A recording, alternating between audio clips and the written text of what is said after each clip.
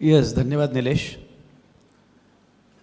खरं म्हणजे कार्यक्रमाला सुरुवात करताना, व्याख्यानाला सुरुवात करताना आजच्या कार्यक्रमासाठी विचारपीठावर असणारे असं म्हणण्याची पद्धत आहे, पण सगळं विचारपीठ माझ्यासमोर बसलेलं आहे. त्यामुळे माझ्यासमोर बसलेले सगळेच मान्यवर आणि सगळेच मान्यवर आहेत. आणि मला आनंद याचा आहे की प्रामुख्यानं महिला आहेत. महिलांशी बोलणं फार महत्त्वाचं आहे या मताचा मी आहे. आणि माझा सगळा भरवसा हा महिलांवरच आहे. यांचं काही खरं नाही. जे काही करू शकता ते तुम्हीच करू शकता. त्यामुळे महिलांच्या सक्षमीकरणाच्या अनुषंगानं या मेळाव्याचं आयोजन करणं हे मला फार महत्त्वाचं वाटतं. आणि खरी गंमत तुम्हाला माहीत आहे का, महिला सक्षम आहेतच. महिला सक्षम आहेत ही पुरुषांची खरी अडचण आहे. त्यामुळे त्यांच्या वाटेमध्ये अडथळे निर्माण करायचा प्रयत्न पुरुष कायम करत असतात. हे अडसर दूर कसे करायचे आणि आपलं स्थान भक्कम कसं करायचं हे महिलांनी निश्चित केलं पाहिजे, ठरवलं पाहिजे. तुम्ही पाहिलं ना, परवा मुंबईमध्ये जो मोर्चा निघाला, ते एक पोरगी पोलीस व्हॅन रोखून, बघितलं ना. ही हिंमत मुलींमध्ये असते, ही हिंमत महिलांमध्ये असते. आणि म्हणून या महिला मेळाव्याच्या निमित्तानं इथे बोलताना मला फार छान वाटतं आहे. औचित्य अर्थातच अजित पवारांची जयंती. अजित पवार आपल्यासोबत नाही आहेत आज, हा विचार करणंसुद्धा फार कठीण आहे. ज्या फार कमी लोकांशी, कमी नेत्यांशी माझे फार व्यक्तिगत संबंध होते, त्यापैकी अजित पवार एक. आज अजित पवार आपल्यासोबत नाहीत, कधी असणार नाहीत, भेटणार नाहीत, याचं दुःख आहेच. पण तरीसुद्धा मला असं वाटतं की तो वारसा घेऊन पुढे जाणं हे जास्त महत्त्वाचं आहे. आणि म्हणून माझा मित्र अजय आवटे यानं इच्छा व्यक्त केली की तुम्हाला या कार्यक्रमाला यायचं आहे. बरं, तो आवटे आहे, पुन्हा संजय आवटे आणि अजय आवटे असं असल्यामुळे अजय आमचा जुना मित्र आहे. तर अजयने विनंती केली की तुम्हाला यायचं आहे. मी म्हटलं ठीक आहे, मी नक्की येईन. विवेक वळसे पाटील यांचाही फोन आला की तुम्हाला यायचं आहे. आणि मला असं वाटलं की येणं फार महत्त्वाचं आहे. पण तुम्हाला मी खरं सांगतो, मी आता दिलीप वळसे पाटील साहेब समोर दिसत आहेत मला, ही माणसं मोठे नेते का झाले याचं उदाहरणच हे आहे, याचा पुरावाच हे आहे की ते समोर बसून व्याख्यान ऐकत आहेत. हे खूप महत्त्वाचं असतं.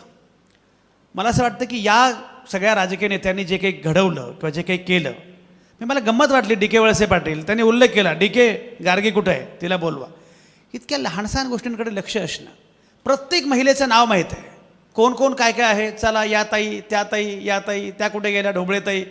हे सगळं जे काय आहे ना, मला असं वाटतं की हे नेतृत्व, हे खरं नेतृत्व आहे. आणि अजित पवार काय, दिलीप वळसे पाटील काय, या सगळ्या लोकांचं वैशिष्ट्य असं आहे की ही सगळी माणसं ही मातीमध्ये जन्माला आलेली, मातीमध्ये उगवलेली अशी ऑर्गॅनिक नेते मंडळी आहेत. अलीकडे काय झालं आहे, अलीकडे सोशल मीडियातनं नेते तयार होतात. अचानकपणे आकाशातनं नेता पडतो आणि मग कळतं की हा नेता आहे. अजित पवार गेल्यानंतर मी असं म्हटलं होतं की अजित पवार हे यशवंतराव चव्हाणांच्या स्कूलचे शेवटचे विद्यार्थी. अजित पवार हे लोकनेते होते. ते जे स्कूल आहे ते स्कूल मला खूप महत्त्वाचं वाटतं. आणि ते स्कूल हे आहे की सर्वसामान्य माणसांसाठी आपण आहोत. आपला केंद्रबिंदू हा सामान्य माणूस असला पाहिजे. मला जे करायचं आहे ते सामान्य माणसांकरता करायचं आहे. आणि म्हणून आज अजित पवारांना आठवताना, दिलीप वळसे पाटील साहेबांचं एकूण सगळं राजकारण बघताना मला असं वाटतं की ठीक आहे, राजकीय पक्ष भूमिका हा वेगळा मुद्दा आहे, पण सगळ्यात महत्त्वाचं म्हणजे सर्वसामान्य माणसांचं राजकारण तुम्हाला करावं लागणार आहे. गंमत बघा, कालपर्यंत आपल्याला वाटायचं की ह्या तरुण पोरापोरींना काय कळतं, बरोबर आहे, यांना राजकारण काय कळतं. जेव्हा जंतर मंतरवर ही पोरं आली, जमली, गेल्या 12 वर्षात भल्या भल्या विरोधी पक्षांना जे जमलं नाही ते तरुण पोरापोरींनी करून दाखवलं. याचं कारण असं आहे, या तरुण पोरापोरींची आपली एक भाषा आहे.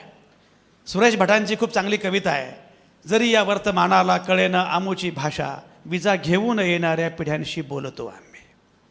तुम्हाला आमची भाषा कळतच नाही, पण तरुण पोरापोरींची आपली भाषा आहे. आपली सगळ्यात मोठी अडचण काय माहीत आहे का, आपल्या घरामध्ये असणारी जेनजी काय आहे याचा आपल्याला अंदाजच आलेला नाही. आपल्याला वाटतं यांना काय कळतं, पण पोरांना काय कळतं हे पोरांनी सिद्ध केलं. तुम्हाला कल्पना आहे, पूर्वी काय होतं, मुंबईमध्ये मोर्चा निघाला तर मुंबईतले गावकरी भाकरी वगैरे घेऊन जायचे. इथे झोमॅटोने स्विग्गीची पार्सल यायची. शिवाजीराव, झोमॅटोने स्विग्गीची पार्सल यायची. बरं, ज्यानं पार्सल पाठवलं आहे त्याला माहिती नाही आपण कोणाला पाठवलं आहे. ज्याला आलं आहे खाणाऱ्याला माहिती नाही हे कोणी पाठवलं आहे. पण पिझ्झा आणि बर्गर खात या पोरांनी क्रांती केली. या पिढीला समजून घेतलं पाहिजे. बघा हे किती लगेच छान हसतात बघा जेनझी पुढे आमचे. मला असं वाटतं की या पिढीला फार गंभीरपणे घेतलं पाहिजे. याच्या अनुषंगानं तरुण मुलांशी बोलणं, महिलांशी बोलणं हे अत्यंत महत्त्वाचं आहे. आणि म्हणून आजच्या कार्यक्रमाचं जे आयोजन तुम्ही केलेलं आहे याचा मला खूप आनंद आहे. आणि मी मगाशी म्हटल्याप्रमाणे प्रामुख्यानं महिला इथे आहेत याचा आणखी जास्त आनंद आहे. कारण या सगळ्या क्रांतीच्या सूत्रधार प्रामुख्यानं महिला असू शकतात अशी मला पूर्णपणे खात्री आहे. तुम्हाला गंमत सांगू का, माझा कायमच मला नेहमी असं वाटतं की पुरुषांपेक्षा महिलांना समज जास्त असते. ते एकदम चमकल्या, खरंच की काय? तुम्हाला माहिती आहे का, तुम्हाला जास्त समज असते याची तर भीती असते तिकडे. तुम्हाला गंमत सांगतो, एकदा मी असाच ट्रेनमधून प्रवास करत होतो आणि प्रवास करताना एक नुकतंच लग्न झालेलं जोडपं माझ्या पलीकडे बसलं होतं. नवरा बायको, नुकतंच लग्न झालेलं. तिची बायको आहे, ती नवऱ्याच्या डोळ्यात डोळे भिडवून, हो ऐका ना मी काय म्हणते, ऐका ना. आणि हा जो नवरा आहे तो तंबाखूमुळे तिकडे बघत, हां बोल की. मी म्हटलं तुम्ही कधी बघा दोन महिला एकमेकांशी बोलतात ना डोळ्यात डोळे भिडवून, किती छान बोलतात. आणि पुरुष मात्र, मला असं वाटतं की महिलांमध्ये जी ऊर्जा आहे, जी एनर्जी आहे, जी क्षमता आहे त्याची तुलना कोणीही करू शकत नाही. अशी प्रचंड क्षमता महिलांच्या ठायी आहे. आणि त्यातही भारतीय महिलांच्या मध्ये तर जी क्षमता आहे ना त्याची तर तुम्ही तुलनाही करू शकत नाही. भारतीय महिला एकाच वेळी अनेक आघाड्यांवर ज्या प्रकारे काम करत असतात, त्यामुळे महिलांनी ठरवलं तर महिला काय करू शकतात हे अनेकदा सिद्ध झालं आहे. मगाशी साहेबांनी तुमचा सगळा इतिहास सांगितला. वेणुताई इथे पहिल्यांदा आमदार झाल्या, शांता शेळकेंचा संदर्भ दिला. आणि मला याचा आनंद आहे की किरण मॅडम ज्या प्रकारे या सगळ्या महिलांना सोबत घेत एक नवी चळवळ उभी करण्याचा प्रयत्न करत आहेत, मला असं वाटतं येणाऱ्या कालावधीमध्ये इथल्या महिला फार आणखी बुलंद होणार याच्याविषयी माझ्या मनात काही शंका नाही. आणि तुम्हाला सांगू का, तुमचा परिसर फार छान आहे. म्हणजे सर्वाधिक पाऊस पण तुमच्याच भागात पडतो, पाण्याची प्रचंड टंचाई पण तुमच्याच भागात आहे. अत्यंत आधुनिक अशा प्रकारे सुद्धा लोक तुम्हाला तुमच्या भागात दिसतील. आणि त्याचवेळी आमचे या कातकरी आदिवासी पण याच भागात दिसतील. अशा सगळ्या लोकांना सोबत घेत ज्या प्रकारचं काम गेल्या काही वर्षांमध्ये इथं उभं राहिलं आहे, आपल्यापैकी अनेकांना माहिती असेल, जे वयोवृद्ध आहेत त्यांना आठवत असेल 30, 40, 50 वर्षांपूर्वी या परिसराची अवस्था काय होती आणि आज काय आहे. हा सगळा जो बदल आहे हा बदल लक्षात घेतला पाहिजे. आणि हा बदल करत असताना मला असं वाटतं की आपण इथपर्यंत येऊन पोहोचलो कोणामुळे हे लक्षात घेतलं पाहिजे. तुम्हाला कल्पना आहे, सावित्रीबाई फुल्यांचा मगाशी उल्लेख झाला. सावित्रीबाई फुल्यांनी जेव्हा मुलींसाठी पहिली शाळा सुरू करण्याचा प्रयत्न केला तेव्हा सावित्रीबाईंवर दगडगोटे शेणगोळे फेकले गेले. पण जेव्हा पुणे विद्यापीठाला नाव द्यायची वेळ आली तेव्हा सावित्रीबाई फुल्यांचंच नाव द्यावं लागलं.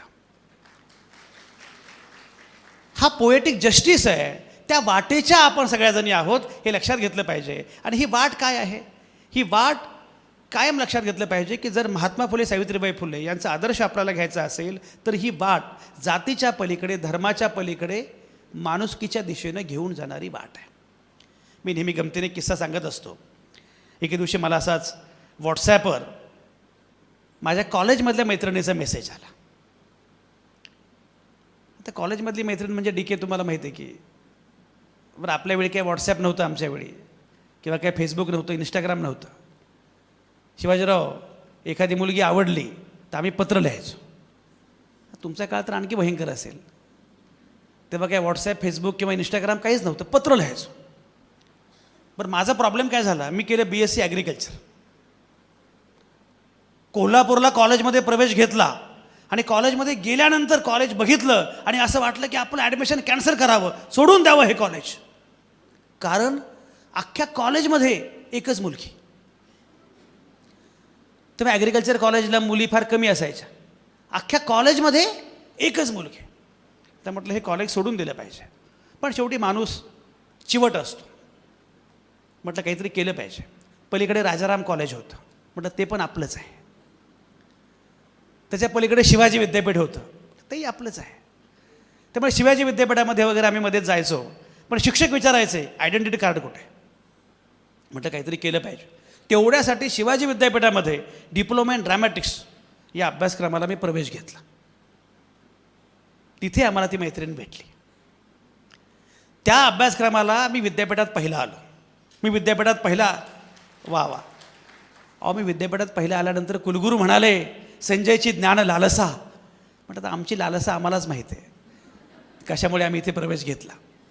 ती जी मुलगी आहे की जी मला तिथे भेटली होती शिवाजी विद्यापीठामध्ये, त्या मुलीचा मला व्हॉट्सॲपवर अचानकपणे मेसेज आला. ती माझी कॉलेजमधली ड्रीम गर्ल.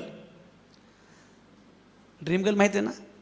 या पोरींना विचारा, ती आमची कॉलेजमधली ड्रीम गर्ल. बरं, मी म्हटल्याप्रमाणे आपल्या वेळी पत्र लिहावं लागायचं. वळसे पाटील साहेब एवढी पत्र लिहिली, माझी लिहिलीच, इतरांची पण लिहून दिली. माझं अक्षर बरं होतं. लोक मला म्हणा की संजू माझं पण प्रेमपत्र लिहून दे. हा म्हटलं मी कसं लिहू, तुझं प्रेम आहे. पण ते मंगेश पाडगावकर, प्रेम म्हणजे प्रेम असतं, तुमचं आणि आमचं सेम असतं. एवढी पत्र लिहिली, त्यामुळे बहुतेक पत्रकार झालो.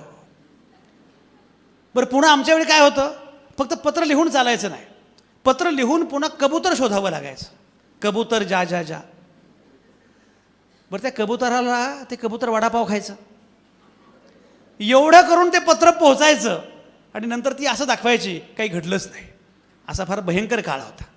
हसू नका तुम्ही, तुम्हाला माहिती नाही आहे, तुम्ही आपले व्हॉट्सॲप इंस्टाग्रामच्या आहात. आमच्या काळामध्ये एखादी मुलगी आवडणं आणि त्याला कळवणं हे म्हणजे एक मोठं टास्क असायचं. तर त्या मैत्रिणीचा, माझ्या ड्रीम गर्लचा मला व्हॉट्सॲपवर मेसेज आला, संजय कसा आहेस. तर मेसेज कसा होता, संजय कसा आहेस. पण मी वाचला असा, संजय कसा आहेस. ते आमच्या पु ल देशपांड्यांनी म्हटलं आहे, पु ल देशपांड्यांचं वाक्य फार छान आहे.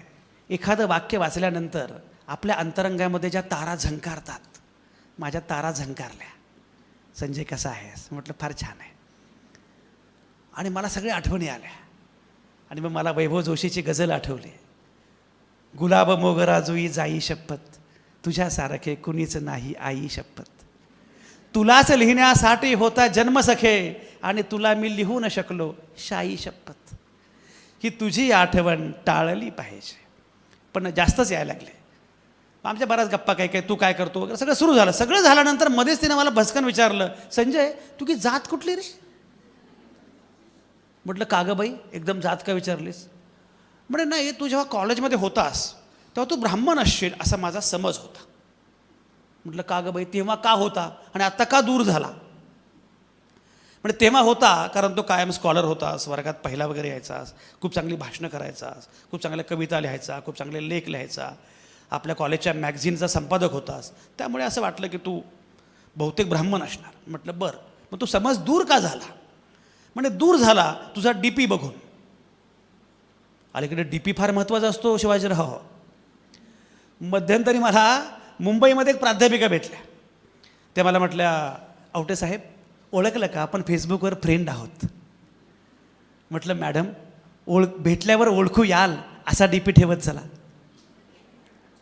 डी पी बघून वाटतं आहा संजय आवटे, प्रत्यक्ष बघून वाटतं तुम्हीच का ते. म्हणजे मी नेहमी सांगतो की आपण तेवढे काही बरे नसतो जेवढे डी पीवर असतो, आणि तेवढे वाईटही नसतो जेवढे आधार कार्डावर असतो. तर माझा डी पी असा होता की जिच्यामुळे तिला असं वाटलं की मी ब्राह्मण असणारच नाही. माझा डी पी असा होता, मागे फलक होता, ज्याप्रमाणे हा फलक आहे, फलक होता महात्मा फुले जयंती निमित्त संजय आवटे यांचे व्याख्यान, माझा फोटो, आणि माझ्या गळ्यामध्ये जय भीमचा स्कार्फ. तर मागे महात्मा फुले, गळ्यात जय भीम, म्हणजे तू ब्राह्मण नाही. म्हटलं बरं. म्हटलं मी जात मानतच नाही, मी जातीच्या फार पलीकडे गेलेलो आहे. कारण मी ज्या महात्मा फुले, शाहू, आंबेडकर हा सगळा वारसा सांगतो, त्यामुळे मी त्याच्या पुढे गेलो आहे. पण तू मला वारंवार जात विचारतेस म्हणून तुला विचारतो, तुझी जात कुठली. म्हटलं मी ब्राह्मण आहे, मी कोकणस्थ ब्राह्मण आहे. म्हटलं मग तुला सांगू का. म्हणे काय. तू जर कोकणस्थ ब्राह्मण असशील तर तुझ्या डी पीवर महात्मा फुलेच पाहिजेत, तुझ्या डी पीवर सावित्रीबाई फुलेच पाहिजेत, आणि तुझ्या डी पीवर बाबासाहेब आंबेडकरच पाहिजेत. ती म्हटली एक्सक्यूज मी, असं म्हणतात ना कॉलेजच्या पोरी, कसं म्हणतात एक्सक्यूज मी, तशा शैलीत ती पण मला म्हणाली एक्सक्यूज मी, माझा काय संबंध आहे, मी ब्राह्मण आहे, मी कशाला ठेवू. म्हटलं मला एक सांग, तुला महात्मा फुल्यांविषयी काय माहीत आहे, तुला सावित्रीबाई फुल्यांविषयी काय माहीत आहे. म्हणजे फार नाही माहीत आहे पण थोडंफार माहीत आहे. म्हटलं सांग ना. म्हणजे मला एक असं माहीत आहे की सावित्रीबाई फुल्यांनी मुलींसाठी पहिली शाळा सुरू केली. म्हटलं बरोबर. त्यांनी जेव्हा मुलींसाठी पहिली शाळा सुरू केली तेव्हा त्यांना जागा मिळत नव्हती पुण्यामध्ये. जागा दिली कोणी? भिडे नावाच्या त्यांच्या मित्रांना. आता भिडे म्हटलं की भीती वाटते. विवेकराव, आता भिडे म्हटलं की भीती वाटते. पण तात्याराव भिडेंनी तेव्हा जागा दिली. आणि दुसरी गोष्ट, जेव्हा ती शाळा सुरू झाली मुलींसाठी पहिली शाळा, तेव्हा त्या पहिल्या बॅचमध्ये सगळ्या मुली ब्राह्मण होत्या. कारण तेव्हा बहुजन पुरुषच शिकत नव्हते तर महिला कधी शिकणार. म्हटलं बरं, आणखी तुला काय माहीत आहे? म्हणे मला हे माहीत आहे की महात्मा फुल्यांनी केशवपनाच्या विरोधामध्ये न्हाव्यांचा संप केला. म्हटलं बरोबर आहे, न्हाव्यांचा संप केला. तुला हे माहीत आहे केशवपन माहीत आहे ना तुम्हाला? नवरा मेल्यावर केशवपनाची प्रथा तेव्हा कुठल्या जातीमध्ये होती? तुम्ही काकस्पर्श बघितला असेल, कोकणस्थ ब्राह्मणांमध्ये होती. कोकणस्थ ब्राह्मण माय माऊलींचं केशवपन होऊ नये म्हणून सावित्रीबाई फुले महात्मा फुल्यांनी ओबीसी न्हाव्यांचा रोजगार बुडवला. अजून तुला काय माहीत आहे? म्हणजे मी असं ऐकलं आहे की बघा की किती मोठी गोष्ट आहे. बघा, मी असं ऐकलं आहे की तेव्हा काय व्हायचं, लहानपणी लग्न व्हायचं. मुलीचं लग्न फार लवकर व्हायचं. मुलीचं वय 8 आणि नवऱ्याचं वय 50. लग्न व्हायचं आणि लग्न झाल्यानंतर काही दिवसातच नवरा गुड बाय म्हणायचा. नवरा गेल्यानंतर ही विधवा व्हायची. तिच्यावर लैंगिक शोषण व्हायचं, अत्याचार व्हायचे. त्यातनं अनेकदा ती गरोदर राहायची आणि गर्भवती राहिल्यानंतर अवैध पद्धतीने गर्भपात करायची, आत्महत्या करायची. त्यात बाळ जायचं, बाई जायची. तुम्ही कल्पना करा, माणसं किती मोठी असतील. तुम्ही कधी फुलेवाड्यात गेलाय का? नसाल तर फुलेवाड्यात जा. फुलेवाड्यामध्ये आजही प्रसूतीगृह आहे. फुले दाम्पत्यानं तेव्हा फलक लावला, अशा ज्या महिला असतील त्यांनी आमच्या घरात यावं, इथं यावं, इथं बाळंत व्हावं, बाळ इथेच ठेवावं आणि निघून जावं. म्हणजे तुला हे माहिती, ही चांगली गोष्ट आहे. पण तुला हे माहिती नसेल की ज्या 42 महिला बाळंत होऊन गेल्या, 42च्या 42 ब्राह्मण होत्या. आणखी तुला काय माहीत आहे? म्हणजे मी असं ऐकलं की त्याने एका विधवेचं मूल दत्तक घेतलं. म्हटलं फक्त विधवेचं नाही, ब्राह्मण विधवेचं मूल दत्तक घेतलं. काशीबाई नावाची ब्राह्मण विधवा, काशीबाई नावाची ब्राह्मण विधवा, तिच्यावर सासऱ्यानं बलात्कार केला. त्यातनं ती गरोदर राहिली. जन्माला आला तो यशवंत, डॉक्टर यशवंत, त्याला दत्तक घेतला. आता मला सांग, महात्मा फुले कोणाचं आहे? आता मला सांग, सावित्रीबाई फुले कोणाच्या? आणि डॉक्टर बाबासाहेब आंबेडकरांबद्दल तुला कल्पना आहे?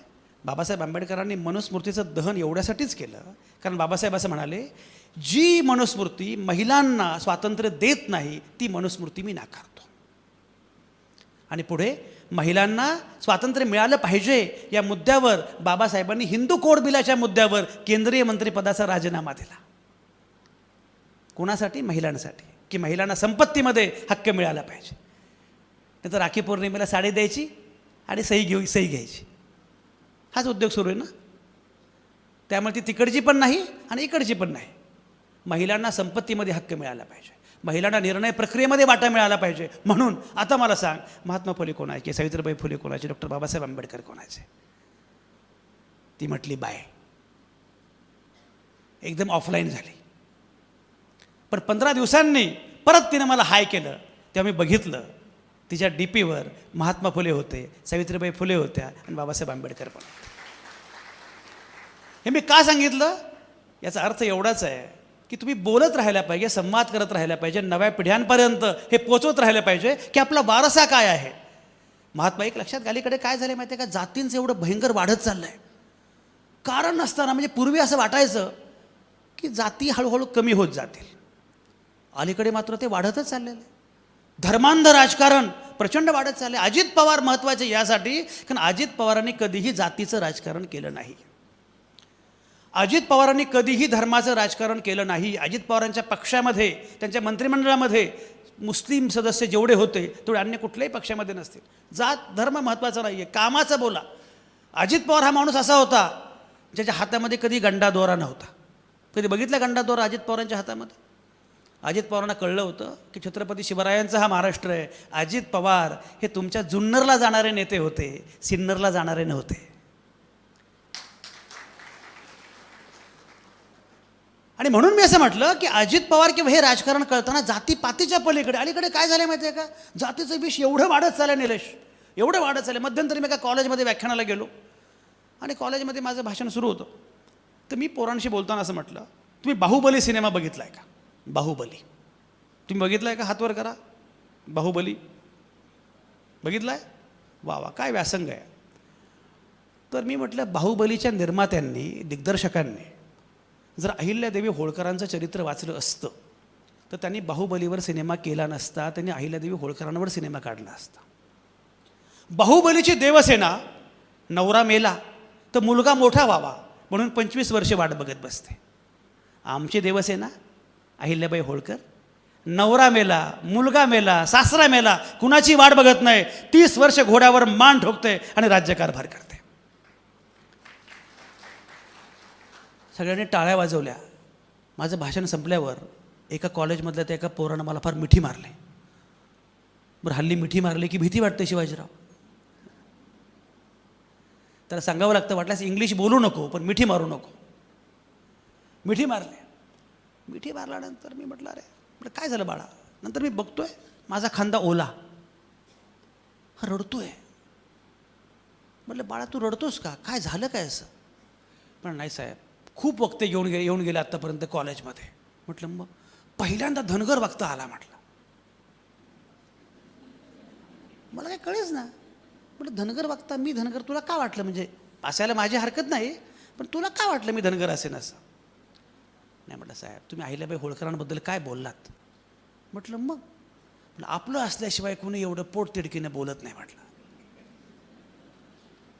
हे जे झालंय आपल्याकडे की तुम्ही यांचं नाव घेतलं म्हणजे तुम्ही त्या जातीचे. एक लक्षात घ्या, मी नेहमी सांगतो, छत्रपती शिवाजी महाराज त्या परिसरात मी आज आहे. शिवजन्मभूमी जिथे शिवजन्मभूमीमध्ये मी आहे. छत्रपती शिवाजी महाराज हा प्रेरणास्रोत आहे महाराष्ट्राचा. हे महाराष्ट्राला सगळ्यात पहिल्यांदा सांगितलं कोणी? महात्मा फुल्यांनी.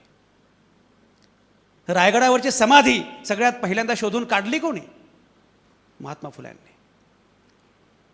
ज्यानं शिवरायांचा पहिला पवाडा गायला ते महात्मा फुले. आणि जेव्हा सत्याग्रह केला चौदार तळ्याचा डॉक्टर बाबासाहेब आंबेडकरांनी, तर डॉक्टर बाबासाहेब आंबेडकरांचं गाजलेलं भाषण आहे. बाबासाहेब असं म्हणतात, हा सत्याग्रह मी इथंच करतो आहे कारण ही माझ्या रयतेच्या राजाची भूमी आहे. आणि मग आमचा शाहीर म्हणतो, दोनच राजे इथे जन्मले या कोकण पुण्यभूमीवर, एक त्या रायगडावर, एक चवदार तळ्यावर. शिवबा, ज्योतिबा, बाबा यांच्यामध्ये असणारं हे जैव नातं समजल्याशिवाय आपल्याला पुढं जाता येणार नाही. आणि हे कोण करू शकतं? हे महिला करू शकतात. मी मगाशी म्हटल्याप्रमाणे माझा भरवसा प्रामुख्यानं महिलांवर आहे. महिलांमध्ये जी क्षमता असते ना, जे सामर्थ्य असतं, कारण तुम्हाला नव्या पिढ्यांपर्यंत हे सगळं पोचवायचं आहे. नव्या पिढ्यांना हे समजावून सांगायचं आहे की आपल्याला कुठल्या दिशेनं जायचं आहे, हा देश कुठल्या दिशेनं जाणार आहे. आणि ही परंपरा मी म्हटल्याप्रमाणे सावित्रीबाई फुले त्यापूर्वी अगदी संत जनाबाईंपर्यंत ही फार मोठी परंपरा आहे. ही लेगसी आपल्या लक्षात आली पाहिजे. हा इतिहास आणि हा वारसा आपल्याला समजला पाहिजे. तुम्हाला खरं सांगू का, अनेकदा काय होतं माहिती आहे का, पुरुष महिलांना गृहीत धरतात.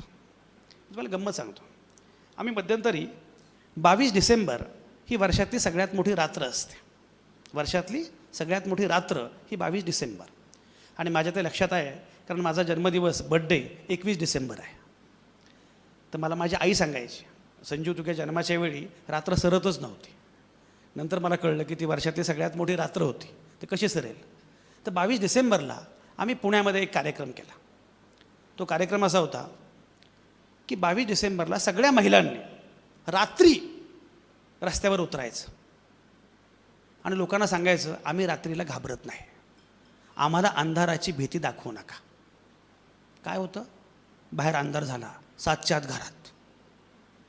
म्हणजे बाहेर ज्यांच्यापासून घाबरायचं ते पुरुषच, आणि जे तुम्हाला वाचवणार घरात तेही पुरुषच. हा पुरुषी डाव आहे. महिलांनी मुक्तपणे भटकलं पाहिजे, फिरलं पाहिजे, हवं ते केलं पाहिजे. महिलांनी यायचं. महिला आल्या. अलका टॉकीजमध्ये, तुम्हाला पुणे माहिती आहे, पुण्यात अलका टॉकीज चौकामध्ये सगळ्या बायका आल्या. 15,000 महिला आल्या.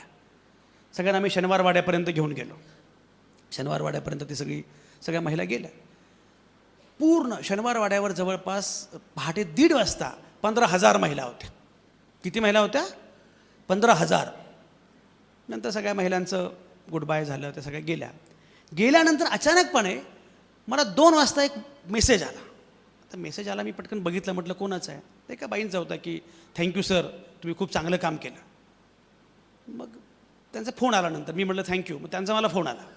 मला म्हटलं सर आज फार क्रांती झाली. म्हटलं काय झालं? म्हणजे पहाटे 2 वाजता मी गेले आणि पहाटे 2 वाजता घराची बेल मी दाबली. मला पहिल्यांदा कळालंच नाही. नाही हो म्हणे, कायम रात्री अपरात्री बेल ते दाबतात, पहिल्यांदाच पहाटे बेल मी दाबली. आणि म्हणे नवऱ्यानं दार उघडलं. मी गेले, म्हणे झोपमोड झाली का? मी जेवून आले, झोपा. माझ्या लक्षात आलं की खरोखरच महिलांच्या संदर्भामध्ये आपण विचारच करत नाही की त्यांना किती गोष्टी करायच्या असतात. पण कायम संजय आवटे आले या कार्यक्रमाला. लोक मला काय म्हटले, लोकमतचे संपादक आहेत. पण संजीवनी आवटे आल्या असत्या. मिस्टर काय करतात, तुला काय करायचं आहे? मुलं कुठे असतात, तुला काय करायचं आहे? मुलांचं लग्न झालं का, तुला काय करायचं आहे? महिलेला कायम या प्रकारच्या प्रश्नांना उत्तर द्यावं लागतं. महिलेकडे स्वतंत्र माणूस व्यक्तिमत्व म्हणून कधीच पाहिलं जात नाही. मला असं वाटतं की कायम महिलांनी हे लक्षात घेतलं पाहिजे की बाकी सगळं ठीक आहे, पण सगळ्यात पहिल्यांदा मी आधी माणूस आहे.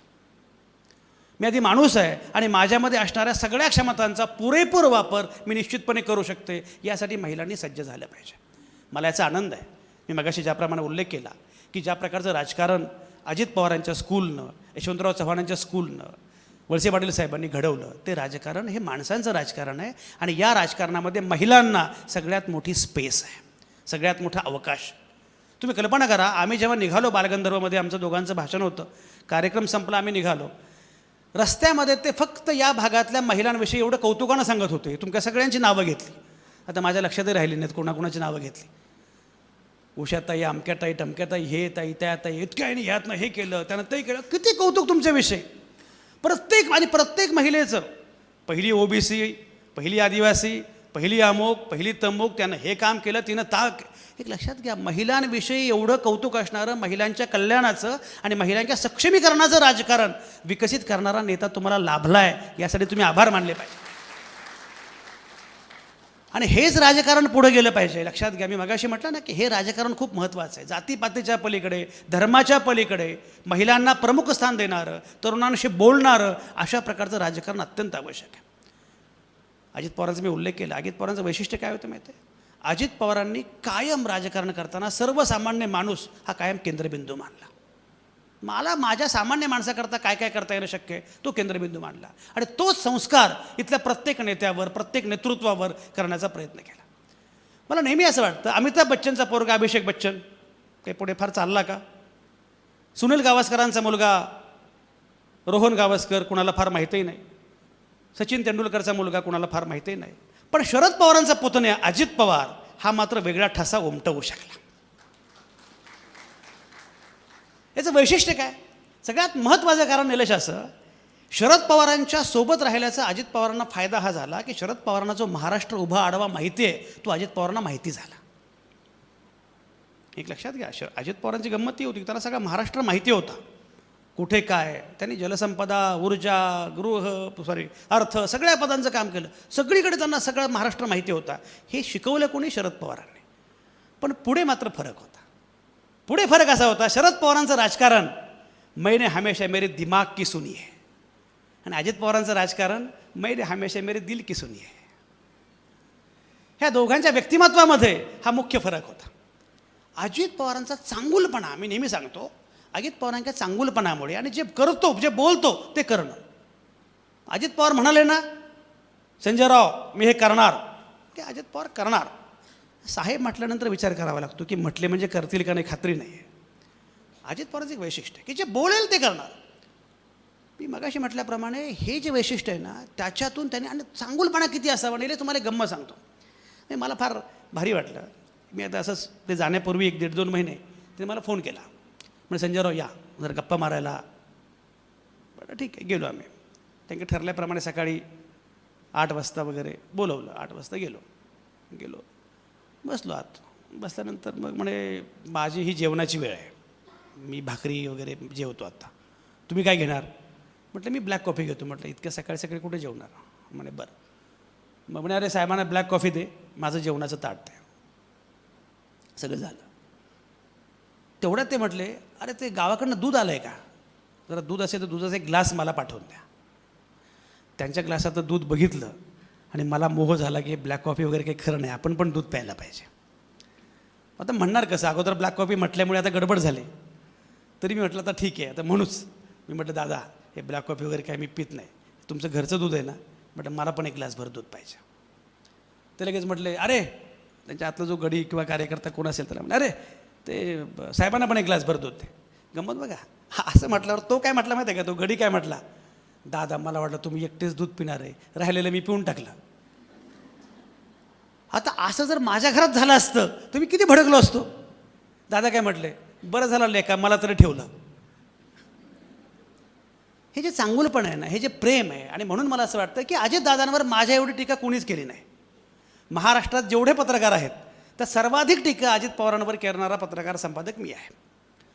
पण ती स्पेस होती, टीका झाली, दादांचा फोन यायचा, संजयराव झाले का, सगळं ठोकून झालं आहे का, आता या जरा गप्पा मारू. मला असं वाटतं हे खूप महत्त्वाचं आहे.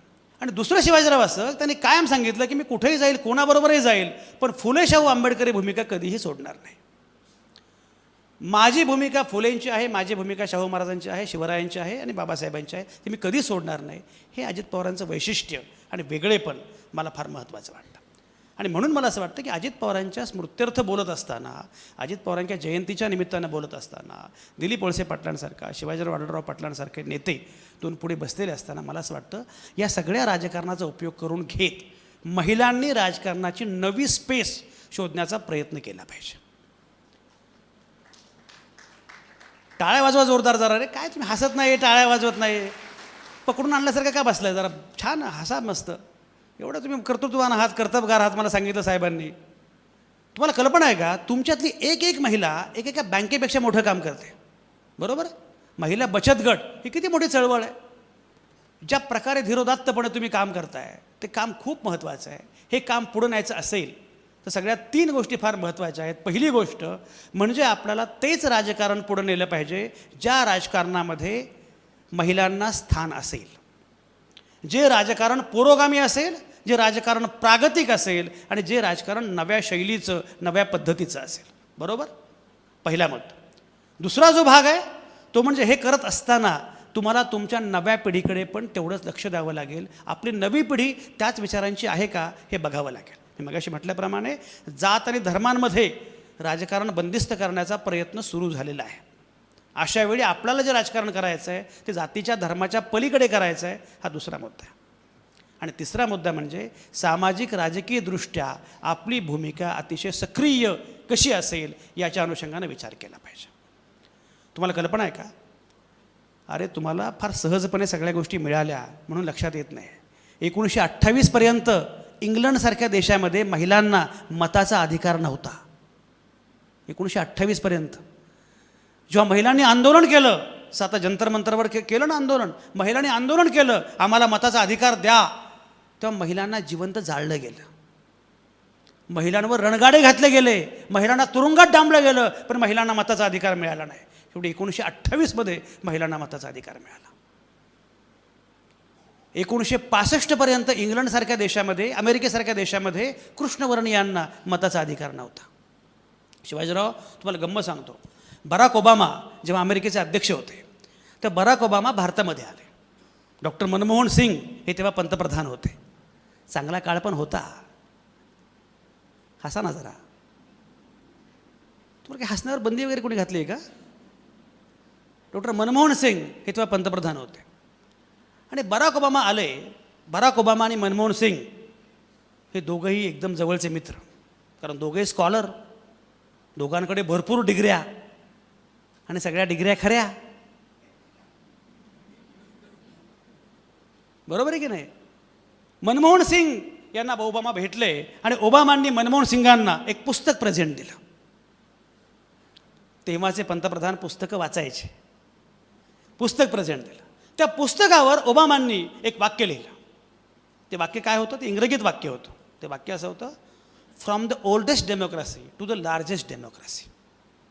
याचा मराठी अनुवाद कोण करेल? इकडे बाळ, या पुढे या, कम कम या. या या ये, कुणी पण या, चला ये, लवकर ये, पुढे या तरी, लवकर ये, मी खाली येईन नाही तर, या लवकर वर, चला कम कम, अरे कोणी पण या, चला, किंवा सगळेजण या, या सगळेजण या या या. ते वाक्य काय होतं, इकडे मीच येतो इकडे. ते वाक्य असं होतं, from the oldest democracy to the largest democracy. बरोबर? सांग, मराठीत सांग. कोण सांगेल? कोण सांगेल? कोण सांगेल? कोण सांगेल? तुम्ही सांगा. From the oldest democracy to the largest democracy. सगळ्यात जुन्या लोकशाहीकडून नवीन मोठ्या लोकशाहीसाठी. वा वा वा वा, तुमचं नाव काय? सुवर्ण काळ. Very nice, Suvarna. या वाक्याचा अर्थ असा की जगातल्या सगळ्यात प्राचीन जुन्या लोकशाहीकडून जगातल्या सगळ्यात मोठ्या लोकशाहीला सप्रेम भेट, असं ते वाक्य होतं. प्राचीन लोकशाही कुठली, जुनी लोकशाही कुठली? अमेरिका. आणि सगळ्यात मोठी लोकशाही कुठली? भारत. तेव्हा सीताराम येचुरी नावाचे कम्युनिस्ट नेते आहेत, कॉम्रेड वारले ते, कॉम्रेड सीताराम येचुरी. सीताराम येचुरींनी ते वाक्य बघितलं आणि येचुरी म्हणाले, तुम्ही लिहिलं आहे की जगातल्या सगळ्यात जुन्या लोकशाहीकडून जगातल्या सगळ्यात मोठ्या लोकशाहीला सप्रेम भेट, पण अमेरिका ही जुनी लोकशाही पण नाही आणि अमेरिका ही मोठी लोकशाही पण नाही. तर बराक ओबामा म्हणाले, असं कसं काय? 1776मध्ये आमच्या देशात लोकशाही आली आणि तुमच्या देशामध्ये 1950ला लोकशाही आली. तेव्हा येचुरी म्हणाले, हे खरं आहे की आमच्या देशामध्ये 1950ला लोकशाही आली, तुमच्या देशामध्ये 1776ला आले, पण 1965पर्यंत तुमच्या देशामध्ये कृष्णवर्णीयांना मताचा अधिकार नव्हता. माझ्या देशात मात्र प्रत्येकाला पहिल्या दिवसापासून मताचा अधिकार होता. हे माझं वैशिष्ट्य. तुम्हाला कल्पना आहे, हे सगळं करणं हे सोपं नव्हतं. प्रत्येकाला मताचा अधिकार देणं, मुळात एवढ्या मोठ्या देशाची मतदार यादी तयार करणं हे किती अवघड गोष्ट आहे. मतदार यादीमध्ये घोळ घालणं सोपं आहे, मतदार यादी तयार करणं सोपं नाही आहे. पण ती मतदार यादी तयार केली आणि हा देश इथपर्यंत येऊन पोहोचला. तेव्हा तुम्ही एक लक्षात घ्या, तेव्हा नेहरू असं म्हणाले होते की माझा भरवसा बाकी कोणावर नाही आहे, पण माझा भरवसा या देशातल्या सर्वसामान्य महिलांवर आहे. ज्या ज्या देशांमध्ये, ज्या ज्या राज्यांमध्ये क्रांती झाली, ती क्रांती प्रामुख्याने केली महिलांनी. तुम्ही ठरवलं तर तुम्ही जग बदलू शकता. तुम्ही ठरवायचं की नाही हे तुम्ही ठरवलं पाहिजे. आणि म्हणून मी असं म्हटलं की महिलांनी विचार करणं, महिलांनी ठरवणं की आपल्याला देशामधलं राजकारण कसं पाहिजे, हा देश आपल्याला कशा प्रकारे घडवायचा आहे हे ठरवलं पाहिजे. एक लक्षात घ्या, मी तुम्हाला म्हटलं दिलीप वळसे पाटील, शिवाजीराव आढळराव पाटील किंवा अजित पवार या सगळ्या नेतृत्वाबद्दल मी तुम्हाला काय सांगितलं, इथे विरोधाची स्पेस आहे. दिलीप वळसे पाटील साहेबांकडे एवढी मंत्रिपदं होती, ते गृहमंत्री होते, ऊर्जा मंत्री होते, उच्च शिक्षण मंत्री होते, बरोबर. या सगळ्या कालावधीमध्ये ते मंत्री असताना आम्ही त्यांच्यावर भरपूर टीका केली. टीका केल्यावर प्रत्येक वेळी हसतमुखानं आवडसाहेब वाचलं परवाचं. याला लोकशाही म्हणतात. याला लोकशाही म्हणतात की प्रत्येकाला बोलण्याचा अधिकार असला पाहिजे. तुम्हाला मजा सांगतो, पंडित नेहरू जेव्हा भारताचे पंतप्रधान झाले तर विरोधकांना असं वाटलं, विरोधी पक्षाच्या लोकांना असं वाटलं की आता नेहरूंची लोकप्रियता हळूहळू कमी होईल, पण ती वाढतच गेली. शेवटी एक काम केलं विरोधी पक्षांनी.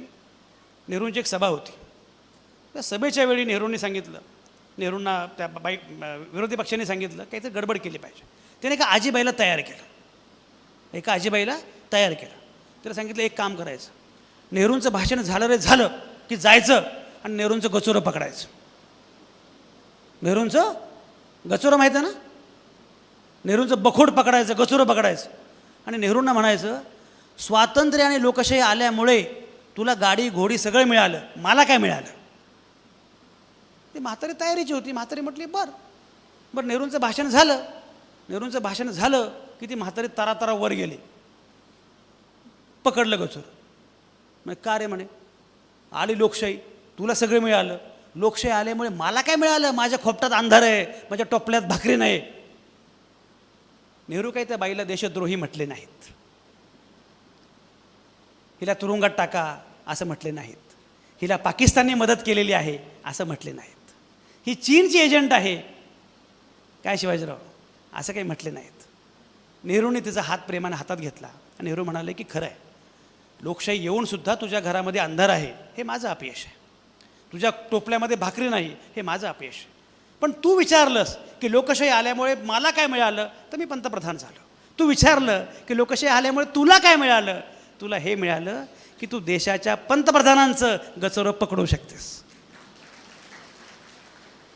लोकशाहीचा खरा अर्थ हा आहे. आणि म्हणून मला असं वाटतं की जर हा अर्थ असेल तर सर्वसामान्य माणसाला ही संधी मिळाली पाहिजे, सर्वसामान्य माणसाला बोलता आलं पाहिजे, सर्वसामान्य माणसाला व्यक्त होता आलं पाहिजे. हे सगळ्यात महत्त्वाचं आहे. समारोप करताना पण तुम्हाला एक गंमत सांगतो. तुम्हाला भारत आणि चीन यांच्या सीमेवर सीमारेषा माहिती आहे, बॉर्डर. हे त्या भारत चीन सीमारेषेवर कुत्र्यांची कळवण सुरू होती. काय सुरू होती? कळवंड माहिती आहे? कळवंड म्हणजे काय? तुमच्याकडे काय शब्द आहे? कळवंडच आहे का? कुत्र्यांची कळवण सुरू होती. चीनचा एक कुत्रा भारताच्या हद्दीमध्ये आलेला होता. चीनचा कुत्रा धष्टपुष्ट, भारतीय कुत्रा आपला. तर चीनच्या कुत्र्यानं सुरू केलं ना, काय आमच्याकडे हॉस्पिटल, काय झाडी, काय डोंगर, काय हाटील, आमचे हॉस्पिटल काय, आमच्याकडचे रस्ते काय, बरं सुरू केलं. आता भारतीय कुत्र्याला वाटलं की आपण उत्तर दिलं पाहिजे. पण भारतीय कुत्र्यांचं कसं आहे, शक्यतो बाहेर काही गडबड करत नाहीत, घरात येऊन मग जरा, त्यामुळे आपला गप्प बसला. तरी एका भारतीय कुत्र्याला वाटलं की जरा उत्तर द्यावं. उत्तर देणार, पण तोंडात तंबाखू. तेवढ्याकरता थुंकणं काही बरं वाटत नाही. पण तरी त्याचं फारच सुरू झालं की माझ्याकडे आमच्या चीनमध्ये हे, आमच्या चीनमध्ये ते, आमच्या चीनमध्ये अमुक आहे ढमुक आहे. फारच झाल्यावर शेवटी भारतीय कुत्र्यानं तंबाखू थुंकलीच आहे का. आणि म्हटलं, अरे तुझ्याकडे हॉस्पिटल आहे, तुझ्याकडे उड्डाण पूल आहे, तुझ्याकडे अमुक आहे ढमुक आहे, हे सगळं असेल तर सगळं सोडून तू भारतामध्ये कशाला आला? तो म्हटलं, काय आहे, चीनमध्ये सगळं मिळतं पण चीनमध्ये भुंकता येत नाही, भुंकण्यासाठी भारतामध्ये आलो. हा भुंकण्याचा अधिकार ही भारतीय लोकशाही आहे, हे आपलं सामर्थ्य आहे. आणि म्हणून मला असं वाटतं की हे लोकशाही, हे सामर्थ्य जिवंत ठेवायचं असेल तर महिला जे करू शकतात ते कोणीच करू शकत नाही. कारण मी मगाशी म्हटल्याप्रमाणे आपण बघितलं, जेव्हा जेव्हा महिला नेतृत्वात आल्या तेव्हा तेव्हा त्यांनी काय प्रकारे काम केलं हे आपण बघितलेलं आहे. म्हणून महिलांनी हे ठरवलं पाहिजे, या सगळ्या प्रक्रियेमध्ये आपली भूमिका ही अत्यंत महत्त्वाची आहे. हे राजकारण घडवण्यामध्ये, हे राजकारण विकसित करण्यामध्ये आपली भूमिका फार महत्त्वाची आहे. असा प्रयत्न जर महिलांनी केला, आणि त्याकरता किरणताई जे करतायत ते मला जास्त महत्त्वाचं वाटतं. कारण शेवटी महिला आपल्या पायावर उभ्या राहिल्याशिवाय काही होत नाही. तुम्ही सगळ्याजणी पहिल्यांदा आर्थिकदृष्ट्या सक्षम झाल्या पाहिजेत. ते सक्षमत्व तुम्हाला मिळवण्यासाठी जो प्रयत्न सुरू आहे तो जास्त महत्त्वाचा आहे. एक लक्षात घ्या, जेव्हा पैसा येतो तेव्हा आपोआप आत्मविश्वास येतो. आणि पैसा किती महत्त्वाचा असतो हे मी वेगळं सांगण्याची आवश्यकता नाही आहे. पण त्यासाठी आपण आपल्या पायावर उभं राहणं हे जास्त आवश्यक आहे. तुम्ही तुमच्या पायावर उभ्या राहिलात, तुम्ही सक्षम झालात, तुम्ही नेतृत्व करू लागलात, सर्वसामान्य माणसांचे प्रश्नांवर काम करू लागलात, तर मला खात्री आहे येणाऱ्या कालखंडामध्ये खूप चांगलं चित्र या भागामध्ये निश्चितपणे तयार होईल. पाऊस पडतो आहे आणि या दोन्ही नेत्यांना मी सांगू इच्छितो मुद्दाम की तुम्ही जी पेरणी करता आहात ते हळूहळू उगवत आहे. ठीक आहे, एका टप्प्यापर्यंत आलं आहे. येणाऱ्या काळामध्ये आणखी खूप चांगलं उगवेल याची मला पूर्णपणे खात्री आहे. त्यासाठीची पेरणी करण्याचं काम तुम्ही नेते करत आहात. ही पेरणी यापुढेही केली पाहिजे, करत राहिलं पाहिजे. आणि आपला विश्वास असला पाहिजे. आमचे सुरेश भट नावाचे कवी म्हणतात, हे असे आहे तरी पण हे असे असणार नाही, दिवस आमोचा येत आहे तो घरी बसणार नाही. हे खरे की आज त्यांनी घेतले सारेच ठेके, पण उद्या त्यांच्या चितेवर एकही रडणार नाही. बांधती जे रोज भिंती, सांगती ते धर्म जाती, पण उद्याचा सूर्य काही त्यामुळे फसणार नाही. छान झाले दांभिकांची पंढरी उद्ध्वस्त झाली, यापुढे वाचाळ दिंडी एकही निघणार नाही. आजचे आमुचे पराभव पचवितो आम्ही उद्यास्तव, विजय तो कसला उरावर जखम जो करणार नाही. हे असे आहे तरी पण हे असे असणार नाही, दिवस आमोचा येत आहे तो घरी बसणार नाही. फक्त त्यासाठी तो दिवस आपोआप येणार नाही, आपल्याला पुढं जावं लागेल. आणि मी मगाशी म्हटल्याप्रमाणे ही जी नवी पिढी आहे जेन झी, त्यांच्याशी बोलावं पण लागेल. त्यांना हव्या त्या विषयामध्ये त्यांना जे आवडतं त्यात त्यांना करिअर करू दिलं पाहिजे. आणि एकदा काय होतं माहिती आहे का, माझ्या दिराची पोरगी मेडिकलला गेली, तू पण जा मेडिकलला. जे मुलांना आवडतं ते त्यांना करू द्या. नाहीतर बघा माझं स्वप्न होतं, हे म्हणतात, माझं स्वप्न होतं की मी डॉक्टर झालं पाहिजे, मला जमलं नाही, तू हो. आपली स्वप्न मुलांवर लादून चालणार नाही. मुलांना जे आवडतं ते मुलांनी केलं पाहिजे. तुम्हाला फक्त एक गंमत सांगतो. मध्यंतरी 10वीची परीक्षा सुरू होती आणि 10वीची परीक्षा सुरू असताना आमचा एक बातमीदार आहे, तो मला असं म्हटलं की सर 10वीचा अभ्यास कसा करावा हे जरा मी काही ॲक्टर, अभिनेते, अभिनेत्री यांना विचारू का, म्हणजे मुलांना जरा लवकर कळेल. म्हटलं विचार. तर सुबोध भावेला फोन केला, 10वीचा अभ्यास कसा करावा. गिरिजा ओ गोडबोलेला फोन केला, 10वीचा अभ्यास कसा करावा. मग त्यांना फोन केला नागराज मंजुळेला की सर मुलांनी 10वीचा अभ्यास कसा करावा. नागराज म्हणाला का सांगितलं असतं पण मी नापास झालतो 10वीला. मग तो माझ्यासमोरच फोन सुरू होता. मी फोन घेतला. म्हटलं नागराज तू 10वीला नापास झाला होता. म्हणलं हो सर मी 10वीला नापास झालतो. म्हणजे किती विषयात नापास झाला. म्हणजे 6 विषयात नापास झालो. म्हणजे 6 विषयात का नापास झाला. तर मला सर 6च विषय होते. 6 विषयात नापास झालेला नागराज हा नंतर त्याला जे आवडतं त्या विषयामधला मोठा माणूस होऊ शकतो. तुमच्या घरातली मुलंसुद्धा त्यांना जे आवडतं त्या विषयामध्ये करिअर करू द्या. तुमच्या मुलांना, तुमच्या मुलींना जे आवडतं ते जर म्हटले मला हे आवडतं, करू द्या ना, तू हेच कर, असं अजिबात करू नका. तुमच्या मुलामुलींना त्यांच्या वाटेनं जाऊ द्या. कारण शेवटी आपल्याला देशात लोकशाही हवी असते पण घरात नको असते. असं नाही चालत. घरातसुद्धा मुलामुलींना जे आवडतं ते त्यांनी केलं पाहिजे. आणि इंडिपेंडंटली मुलं काय करू शकतात. मध्यंतरी मी साहेबांच्या घरी गेलो होतो, मला पूर्वा भेटली आणि तिचं आकलन, दृष्टी मला लक्षात आले की अरे बापरे, कदाचित ती काय बोलते हे कळायला मंजरकरांना काही दिवस लागतील, पण तो विचार करते ना ती. आणि ती स्पेस यांनी दिलेली आहे. ती स्पेस दिली पाहिजे, आपल्या मुलामुलींना दिली पाहिजे. आपण आपल्याच फुटपट्ट्या देतो आणि या प्रकारे तुझं असं होत नाही. तुमची मुलं तुमच्या पद्धतीने विचार करत नाहीत. तुमच्या मुलांची भाषा त्यांची आहे. मी नेहमी सांगतो, तुम्ही म्हातारे झालात याचा एकच पुरावा आहे. तुम्ही मला सांगा की सर मी तरुण आहे की म्हातारी आहे, मी लगेच ओळखतो. कसं ओळखतो माहिती आहे? माझ्याकडे एक पुरावा, एक टेस्ट आहे. जो असं म्हणतो आमच्या वेळी असं नव्हतं तो म्हातारा झाला. तुमच्या वेळी असं नव्हतं, नसणारच. नवीन काळ बदलतोय. नव्या काळाशी नातं जोडलं पाहिजे. नव्या मुलामुलींशी डायलॉग केला पाहिजे. त्यांची भाषा समजून घेतली पाहिजे. त्यांचं ऐकलं पाहिजे. त्यांचं ऐकून घेतलं पाहिजे. हे केलं. एक लक्षात घ्या, नव्या पिढीच्या हातामध्ये खूप माध्यम आहेत. बघितलं ना कशी रील बनवतात. तुम्हाला स्नॅपचॅट माहिती तरी आहे का? इंस्टाग्राम माहिती आहे का? मध्यंतरी मला एक शेजारचा माणूस म्हटला सर पोरगी प्रेमात पडली आहे, तिला समजावून सांगा. म्हटलं मी समजावून एवढं सांगेन की छान प्रेम केलं चांगलं झालं. अरे म्हटलं तुम्ही काही कामाचे नाही. मग त्याने एका म्हाताऱ्याला बोलवलं. शेजारचे आमच्या जोशी नावाचे ते आपले आले, पुणेकर जोशी टिपिकल. त्या मुलीला म्हटले बाळा तू प्रेमात काय पडलीस, अभ्यास करत जा. ती म्हटली काका अभ्यास करत करतच प्रेमात पडले. तो तुला कुठे भेटला? ती म्हटली स्नॅपचॅट. तुम्ही स्नॅपचॅट हे स्वारगेट जवळ आहे का स्नॅपचॅट? अशी अवस्था. माध्यमच बदलली आहेत. हे तुम्हाला गंमत सांगतो. एकदा आम्ही घरातले भावंड आणि आमचे आईवडील आम्ही एकत्र जेवण करत बसलो होतो आणि जेवायला ताट वाढलं. जेवायला सुरुवात करणार तेवढ्यात वडिलांचा फोन वाजला. तो फोन कुठला? छोटा फोन, स्मार्टफोन नाही, छोटा बटनचा. निलेश म्हणतो ते बटनचा फोन, 1200 रुपयांचा छान फोन. तो वाजला. बरं वाजला की लगेच घेतला. हे त्या पिढीला कसं आहे, त्या पिढीला फोन म्हणजे एकेका फोनसाठी 2-2 दिवस रांगेत थांबलेले आहेत. लगेच फोन घेतला. 5 मिनिटं, 10 मिनिटं, 15 मिनिटं आप्पांचा फोन सुरूच आहे. आम्ही सगळे ताटावर, आप्पा लवकर चला. 15 मिनिटांनी आप्पा आले, बसले. आम्ही सगळे भडकलो. आप्पा आम्ही जेवायला वाट बघत बसलो आहे, तुम्ही फोनवर बोलताय. आप्पा म्हणले महत्त्वाचा फोन होता. म्हटलं कुणाचा फोन होता? म्हणे कंपनीचा फोन होता. म्हटलं काय? म्हणजे तिकडे एक ती कन्या होती, ती म्हणाली की तुम्हाला कर्ज पाहिजे का? म्हटलं आपण 15 मिनिटं फोनवर. अरे म्हणे संजू असं नाही, तेवढे प्रेमाने विचारते तुम्हाला कर्ज पाहिजे का? म्हटलं मग मी तिला सांगितलं की मी निवृत्त झालो आहे, मला निवृत्ती वेतन मिळतं. माझे वडील मराठी शिक्षक, त्यामुळे मला निवृत्ती वेतन मिळतं. माझा थोरला मुलगा डॉक्टर आहे, माझी मुलगी मोठी ऑफिसर आहे, माझा एक मुलगा संपादक आहे, त्यामुळे मला काही कर्जाची गरज. ती पोरगी पण भारी. ती म्हटलं एवढे सगळे तुमच्या घरात आहेत, मग मला नोकरी द्या, मी अर्ज पाठवते. त्या पिढ्यांना मोबाईल, त्यांना भाषा नाही आहे. या पिढ्यांकडे ती भाषा आहे. आणि म्हणून मला असं वाटतं की बेसिकली एक लक्षात घ्या, ही जी मोठी माध्यमं आहेत त्या मोठ्या माध्यमांपेक्षा सुद्धा त्यांच्या हातातलं माध्यम फार महत्त्वाचं आहे. मध्यंतरी आमच्या काकांना कोरोना झाला. तर कोरोना झाल्यानंतर लगेच भीती वाटायची ना. आम्ही काकांना फोन केला, तात्या म्हटलं जरा तुम्हाला कोरोना झाला आहे, जरा काळजी घ्या थोडीशी. तात्या म्हणे नाही काही प्रॉब्लेम नाही. 8 दिवसांनी तात्या खडखडीत बरे होऊन परत तात्यानं फोन केला. म्हटलं तात्या तुम्हाला कोरोना झाला तुम्ही घाबरला नाही? नाही म्हणे संजय खोकला होता. हा म्हटलं पुण्यामध्ये कोणी खोकलं तर लोक 2 किलोमीटर उडी मारायचे. म्हणे नाही संजय मी काही घाबरलो नाही.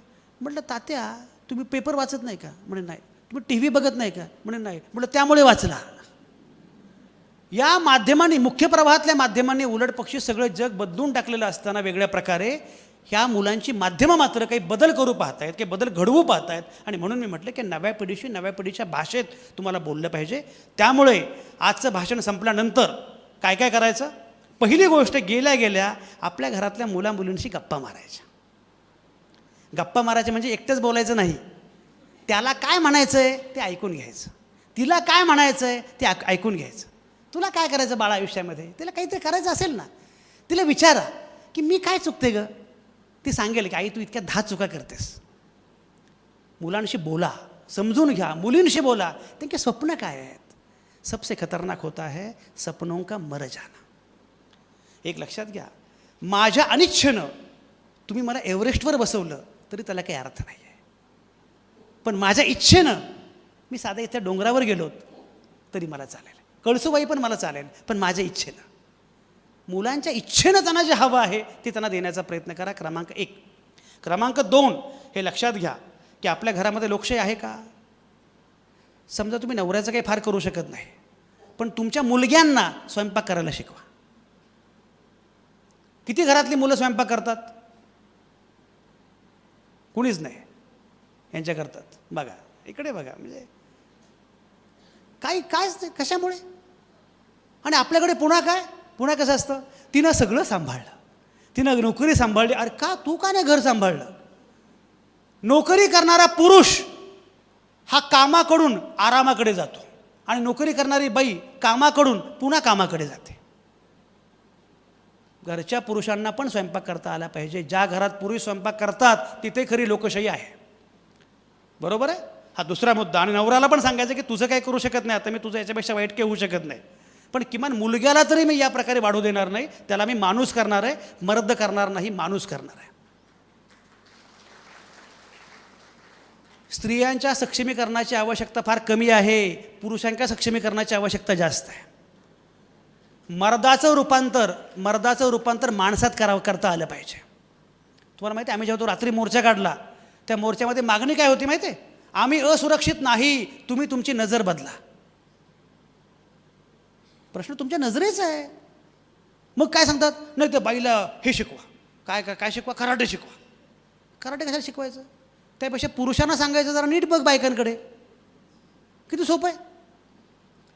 तुम्हाला माहिती आहे, मी एकदा असंच परदेशात गेलो होतो आणि युरोपात गेल्यानंतर त्यातली ती मुलगी मला भेटली. तिला विचारलं भारताबद्दल काय वाटलं. ती फार खुश होती. भारत खूप छान देश आहे. पण मला एक कळलं नाही म्हणे, भारतात ते पुरुष असं बघतात म्हणे. म्हटलं मग? तो म्हणे मी जगभर जाते म्हणे, पण कुणी असं बघत नाही. थेट पण वाटलंच भेटतील, वाव यू आर ब्युटिफुल असं थेट म्हणतील, पण असं तिने बघितलं की पुन्हा असं. हे काय प्रकारे म्हणे? म्हणजे भारतीय पुरुष म्हणजे आता काय बोलायचं भारतीय पुरुषांविषयी? बरंच काय बोलता येईल. तुमच्या घरातला पुरुष असं करणार नाही उद्या वाढणारा, असं तुम्हाला बघावं लागणार आहे. एक लक्षात घ्या. मी तुम्हाला का सांगतो हे? कारण मी खूप जग बघतोय माझ्या माध्यमातून, म्हणून तुम्हाला मी सांगतो. केतन अग्रवाल, बघितलं तुम्ही? सिया गोयल साहेब, तुम्ही गृहमंत्री होता. मी पोलिसांशी बोललो. काय नक्की घडलं? मी कल्पना करा. तुम्हाला माहिती आहे ना केतन सिया प्रकरण? तिनं ढकलून दिलं ते तुम्ही सगळं वाचलं असेल. तर सिया की चूक झाली, ती गुन्हेगार आहे वगैरे, हा मुद्दा सोडून द्या. मला पोलीस अधिकाऱ्यानं सांगितलं, म्हणजे साहेब मी तिला विचारलं की बाई गं तुला नको होतं लग्न, सांगायचं आई बाळपणला, खून का केला? ती काय म्हटली माहिती आहे? आई बापांना सांगण्यापेक्षा खून करणं सोपं होतं. हे तुमचं अपयश आहे पालक म्हणून. ती म्हटली आई बापांना सांगणे हा सगळ्यात अवघड ऑप्शन होता, कारण ते ऐकतच नाहीत. माझ्याकडे 2च पर्याय होते, आत्महत्या करणं किंवा खून करणं. मी तुम्हाला का सांगतो? तुमच्या घरात पण सिया आहे, तुम्ही ऐकतच नाही. ऐका, समजून घ्या. जगातली कितीही भयंकर घटना घडली तरी पण तिनं तुमच्याशी शेअर केलं पाहिजे. तुम्हाला माहिती आहे का, अनेकदा बायकांचं शोषण, विशेषतः तरुण मुलींचं शोषण, हे घरचे ऐकत नाहीत म्हणून होतं. कुठेतरी ब्लॅकमेल करत असतं बरं का. अनेक घटना आहेत, कुठेतरी ब्लॅकमेल करत असतं. आईला सांगू शकत नाहीत, वडिलांना सांगू शकत नाहीत. काहीही झालं तर तुझ्यासोबत आम्ही खंबीरपणे आहोत, हे पालकांनी मुलींना आणि मुलांना सांगितलं पाहिजे. म्हणून आज हा दुसरा मुद्दा की बॉस, माझ्या मुलीला माझ्या मुलाला माझ्याविषयी खात्री वाटेल की येस, मी काही झालं तर मी शेअर करू शकते, मी बोलू शकते, हा दुसरा मुद्दा. आणि तिसरा मुद्दा जो आहे, तुम्ही मगाशी म्हटल्याप्रमाणे राजकारणाच्या अनुषंगानं जी स्पेस आहे ती स्पेस महिलांना ऑक्युपाय करता येणं शक्य आहे. यासाठी प्रयत्न करणं, यासाठी पुढाकार घेणं, हे तुम्ही निश्चितपणे करू शकता, हे तुम्ही कराल अशी मला पूर्णपणे खात्री आहे. एवढ्या मोठ्या संख्येनं या सगळ्या महिला इथं आलेल्या आहेत. आणि मी म्हटल्याप्रमाणे मला जेव्हा सांगितलं अजयनं की महिलांचा कार्यक्रम आहे, मी म्हटलं फार छान, कारण मला महिलांशी बोलताना खूप आवडतं. महिला छान हसतात, अशा बघत असतात. ही जनता जी आहे आमची पूर्वजन, याला कोण फोन करतो माहीत नाही. आता वळसे पाटील साहेब इथे आहेत, मी इथे आहेत, आता आमच्यापेक्षा अजून कोण मोठा माणूस असणार आहे जगात, पण त्याला तरी फोन येतो कार्यक्रम सुरू असताना. कशाला काय काय एकाग्रताच नाही ना, ऐकायचंच नाही काय आयुष्यात. जंतर मंतरसुद्धा जे घडवलं ते प्रामुख्यानं पोरींनी घडवलं, मुलींनी घडवलं. आणि जंतर मंतरचं वेगळेपण काय माहिती आहे का, जंतर मंतरवर जवळपास 2 महिने पोरी एकत्र राहत होते, पावसात भिजत होते, पण पोरींना पोरांबद्दल असुरक्षित वाटलं नाही. ही नवी पिढी आहे. हे जर आमच्या वयाचे स्त्री पुरुष असते ना तर बायकांना असुरक्षित वाटलं असतं. अशी आपली पिढी आहे. नवी पिढी त्याबद्दल पण खूप छान आहे. आणि म्हणून या पिढीला या प्रकारे वाढवणं खूप महत्त्वाचं आहे. मला खूप खात्री आहे येणारा काळ खूप चांगला असणार आहे. अजितदादांना आठवताना अजितदादांना ज्या प्रकारचं राजकारण, माणसांचं राजकारण करावं अशी अजितदादांची इच्छा होती, त्या प्रकारे माणूस केंद्रबिंदू मानणारं, we the people of India, सर्वसामान्य माणूस, आम्ही भारताचे लोक हे मानणारं असं राजकारण आपल्याला विकसित करायचं आहे. भारताची राज्यघटना ही जगातली एकमेव राज्यघटना आहे जी असं म्हणते, आम्ही भारताचे लोक, आम्हीच आमच्या प्रती ही घटना अर्पण करतो आहोत.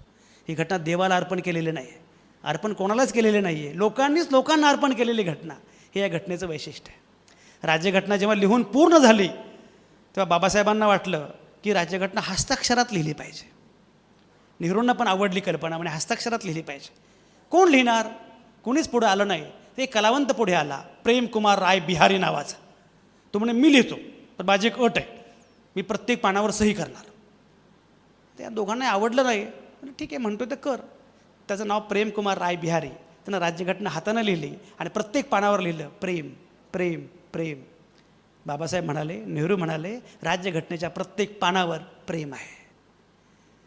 उनका जो फर्ज है अहल ये सियासत जाने, मेरा पैगाम मोहब्बत है जहाँ तक पहुँचे. हे प्रेम पुढच्या पिढ्यांपर्यंत पोहोचवलं पाहिजे. आणि एक लक्षात घ्या, प्रेमातनं जन्माला आलेली पोरं ही खूप गोड होतात, हुंड्यातनं जन्माला आलेली पोरं तेवढी गोड होत नाहीत.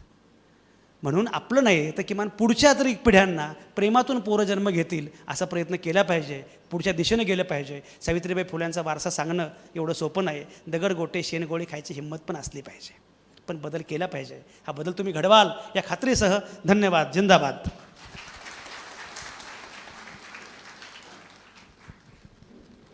धन्यवाद.